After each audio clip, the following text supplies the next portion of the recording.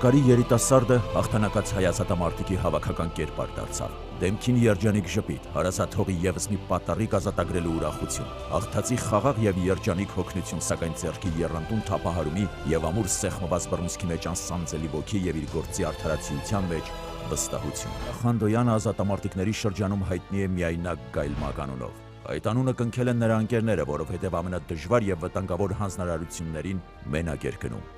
եւ կատարում էր դրանք։ Ես միշտ սովորություն ունի, ասենք անկախ ամենից ելնում է այդում է ինձ ոչ մեկ չէին թողում, ասում են, ինքնագլուխ ելնում է այդպես գլուխը խփենա, ինչ անի, խփեն ասենք։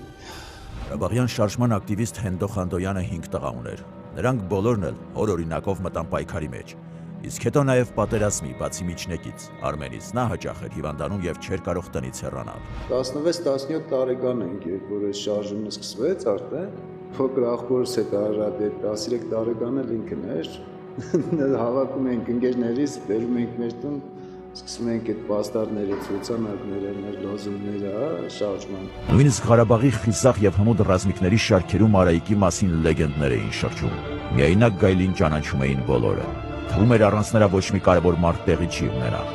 Եվ չեղավ այնպիսի մի մարդ, որի ընթացքում նա չաներ այն, ինչը մարդիկ սխրանք են անվանում։ Պատերազմում ստացած վերքերը քաջության շարունակությունն են։ Չի կարելի խոսել քաջության մասին, եթե չես գնում գնդակից կամ արկի բեկորից վիրավորվելու վտանգին ընդառաջ։ Քաջությունը թշնամու դիմադրությունը հաղթահարելու մեջ է։ Խանդոյան եղբայրներին կարծես հմայած լինեին։ Դեռ չէին ձուլվել այն գնդակները, որոնք կկարողանային կանգնեցնել նրանց անձնվեր քաջությունը։ Այդքան վիրավորվելուց հետո նրանք կրկին վերադառնում էին առաջին գիծ։